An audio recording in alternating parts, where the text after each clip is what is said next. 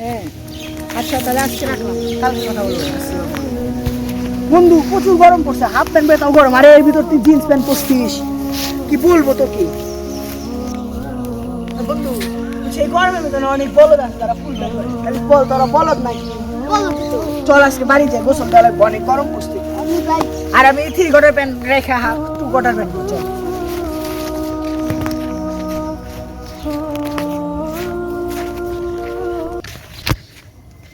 বন্ধু দেখ বলদ আসতেছে গরমের মধ্যে খাবার। কি রে ভাই, আপনারা আমাকে দেখে হাসাহাসি করছেন কেন? আমার কি কিছু আছে? বলো তুই যে গরমের ভিতরে টাউনে বসছিস, তোর তো আন্ডা সেদ্ধ হয়ে যাবে। আরে আরে থাম, আন্ডা সেদ্ধ দেবো কিভাবে? আর তুই বুঝে তুই প্যান পড়ছিস তোরা, এটা তো হারাম, এটা তো ফরজ গাড়ি। আরে কে বলছ হারাম? তোরা যা তোর সাথে কথা বলবো না, পাগল হয়ে গেছে। আরে পাগল কেন? তুই গরমের ভিতরে টাউনের সাথে কথা বলতেছিস? আরে তুই আর তুই উপরে প্যান পড়ছিস। ইস রে, ওরা বুঝলো না, ওরা যে কতবার গুণা করছে, কবিরা গুণা, ওরা যে কবে বুঝবে? কবিরা গুণার তো মাপ নাই, কবিরা গুণার তো মাপ নাই। আর ফরজ গাড়ি পরে তো অনেক বড় কবিরা গুণা, ওরা জাটে উড়ে প্যান পড়ছে। গরমের ভিতরে লুঙ্গি পরতে পারতো, লুঙ্গি আর হাফ প্যান্টের মতো ঠিকই পার্থক্য। লুঙ্গি আরো পাতলা, ভিতরে বাতাস ঢুকবে। ওদের যে এখন কে বুঝায়, হায় আফসোস।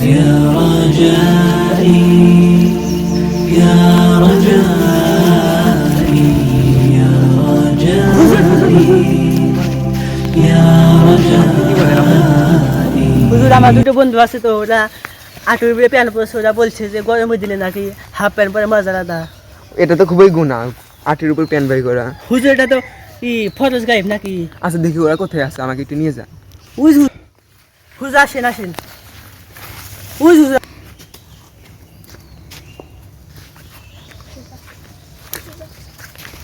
দেও। আসসালামু আলাইকুম। আছেন? কও ওয়ালাইকুম আসসালাম। হুজুর আপনি কি মনে করেন আমাদের কাছে আসলেন? কও। হুজুর আপনি কি পাগল হয়েছেন? আপনি গরমের ভিতর পাঞ্জাবি পরছেন। আপনারা তো এগুলো কবি আগুন করছেন, আপনারা আঠের উপরে প্যান্ট তুলছেন। আমরা কি পাগল যে আপনার মতো গরমের ভিতর ফুল প্যান্ট পরবো, পাঞ্জাবি পরবো, হাফ প্যান্ট পরে যে মজা আপনি কি জানেন সেটা? আপনি তো লুঙ্গিও পরতে পারতেন, লুঙ্গি তো ভালোই টাটছে, এরকম হয় না, আবার গরমও কম ধরে। আপনি তো পাঞ্জাবিকে অপমান করছেন, আপনি কি জানেন এটা কার পোশাক? এটা নবীর পোশাক, এটা দামি পোশাক। আমি জানি হুজুর এটা নবী পোশাক, তাই বলে গরমের ভিতর কি আমি পাঞ্জাবি পরে থাকবো নাকি? আমি তো আপনাকে এখন গরমের ভিতর পাঞ্জাবি পরতে বলছি না, আমি আপনাকে শুধু বলতেছি যে আপনি এই হাঁটুর উপরে প্যান্ট তুলছেন কেন? এটা তো বড় কবিরা গুণ। আপনি কি জানেন এই সম্পর্কে যে ব্যক্তি একবার হাঁটুর উপরে কোনো কাপড় পরবে, যা পোশাক তুলবে, তা সে 700 বছর জাহান্নামের আগুনে পড়বে? আপনি জানেন? আপনি কি জানেন এই হাঁটুর উপরে তোলা কতবার গুনাহ? এটা কবিরা গুনাহ, এটা কত বছর মাফ হবে না। আপনি কি জানেন পুরুষের দাড়ি ফরজ কয়টি? 3টি পুরুষের দাড়ি ফরজ। একটি হলো সব সময় ইমানের হালতে থাকা, আরেকটি হলো এই যে আপনার এই কথাটি, আপনি এই যে যে পোশাকটি পরেছেন যেটা হাঁটুর উপরে, সেটা সম্পর্কে আল্লাহ তাআলা বলেছেন যে নাভির উপর থেকে হাঁটুর নিচে পর্যন্ত পোশাক পরিধান করা। যদি যে ব্যক্তি এই পোশাক পরিধান করবে না, সে গুনাহগার হবে। আর 3 নাম্বার হলো নিজের অধীনস্থ নারীদেরকে, নিজের অধীনস্থ নারীদেরকে। বন্ধু কি সব বলে দেখছো? আপনি কি জানেন জাহান্নামের আগুন কত কঠিন? কেউ জাহান্নামের ধোঁয়া পর্যন্ত সহ্য করতে পারবে না। আপনারা কি জানেন জাহান্নামের আগুন দুনিয়ার আগুনের 70 গুণ বেশি? আছে এটা কে বলছে? আমরা কোরআন হাদিস পড়ে এগুলা জেনেছি। এটা কোরআনে আছে? এটা হাদিসে আছে।